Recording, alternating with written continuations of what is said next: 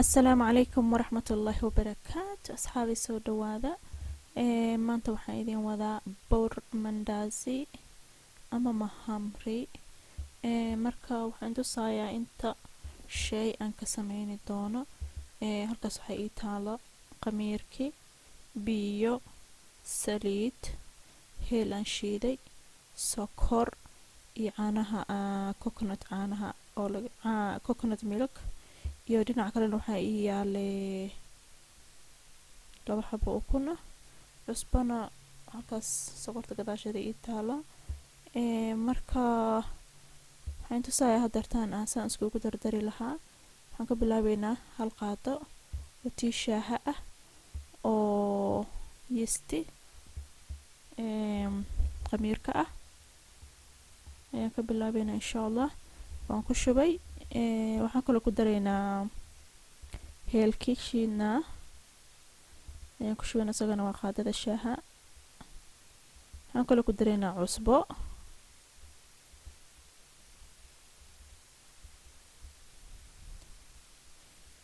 iyo biyo.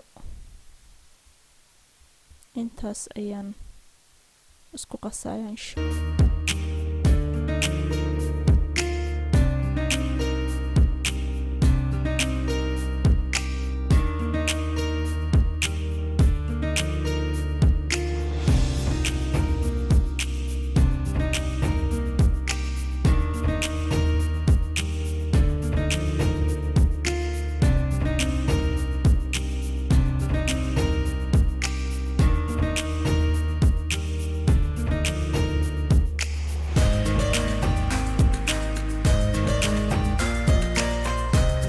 hadda waxaan ku shubayaa sokorti,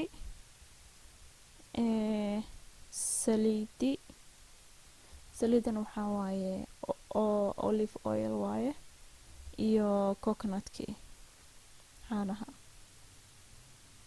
caano kale laguma daraa, just coconutkaas ayaan ku darayaa keli ah.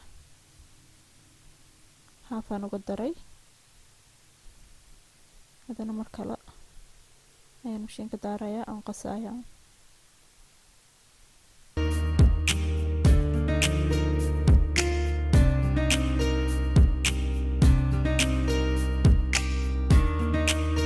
hadda markii 2 xabo ukunta ahayd ayaan ku darayaa mar saddexaad. waan qasaynaa haddana insha allah.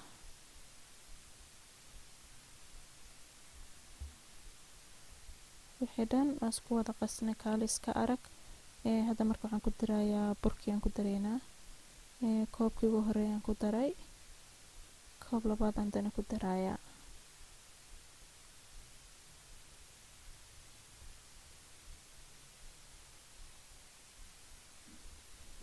hadda marka shaqaalada qasayso kaaliska arag aageedaan si fiican ay qasaysaa.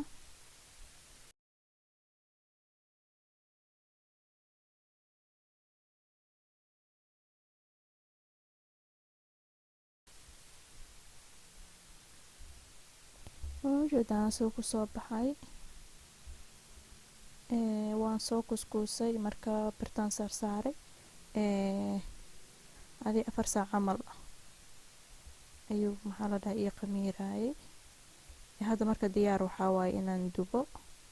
marka intaana dubin ka hor waan jarjaranayaa, waan diyaarsanayaa.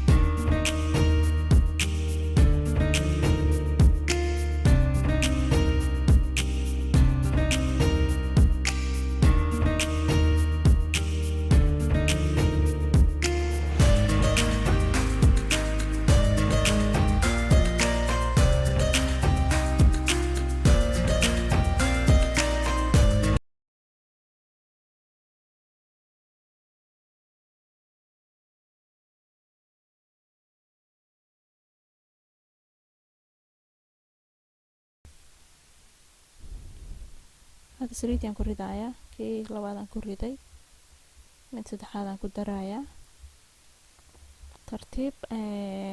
dabkana waxaa waaye medium waaye, dhexdhexaad waaye, marka tartiibtaas aan u dubaa insha allah.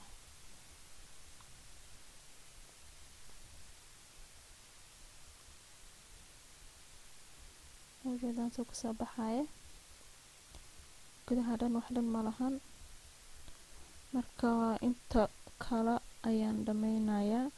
marka insha allah haddii aad nagu cusub tahay ama haddaa hore usii joogtay, videogan like gareeya, comment gareeya, hana ilaawina gambaleelka taabataan saa markasta oo wax soo geliya aad ula socotaan. intaas lee waaye. marka assalaamu calaykum waraxmatullaahi wabarakaatu.